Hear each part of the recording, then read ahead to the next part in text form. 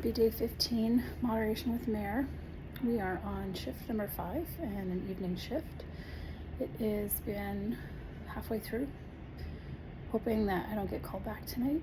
We just had emergency C-section, so a little baby come into the world, and I'm never not touched by like these brand new lives and witnessing what's happening when they decide to make their entrance into this world.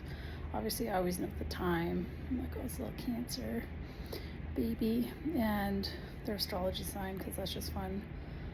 And then I kind of reflect on their birth story. I know if we do like parts work or some of the healing work that we do, we think back to like, what was your birth story like, or how's your mom feeling? And every time I get to witness one, which isn't all that often, I always wonder that. And actually, fun fact, I was born in this hospital via C-section a little while ago, but and here I am now working in there.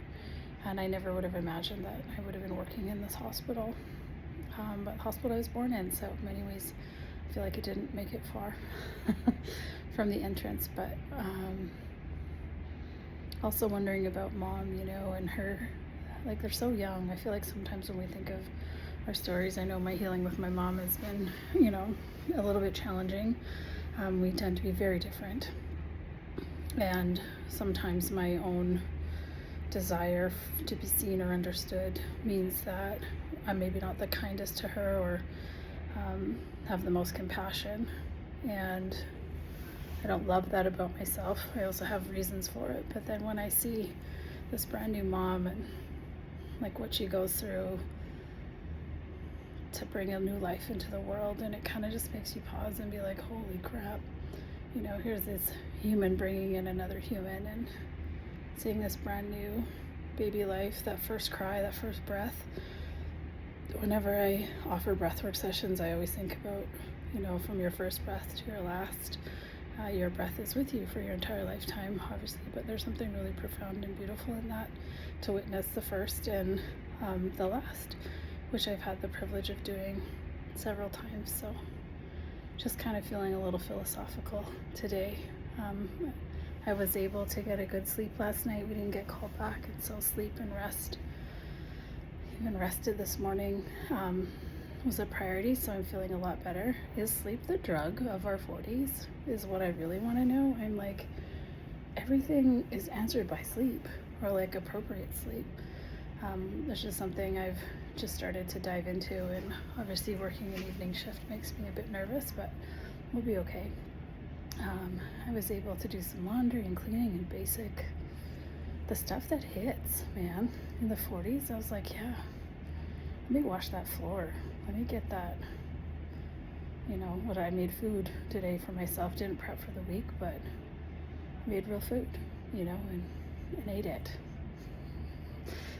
Fucking miracle. Honestly, didn't buy it. Made myself another smoothie. Got fresh blueberries. Very excited. These things bring me an incredible amount of joy.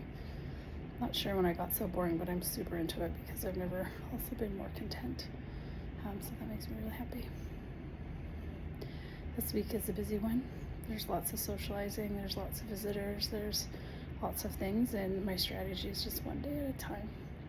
Because that's all, maybe even 1 hour at a time. Because if I think about how much has to happen this week, I'm a little overwhelmed, but I'm also knowing that I've got some skills. I'm gonna put myself to bed, I'm gonna go for a walk and eat real food, and just take it in moderation. Any mountain is high enough. And just on a note, I'm like 2 weeks in, and I'm noticing my mood is, I won't say stable. We don't want to be crazy, but there's a lightness, and I think that's part of the consistency with supplements, and some of these habits are just itty bitty starting to stack, and I'm really grateful for that, and grateful for you. Yeah, signing off, day 15.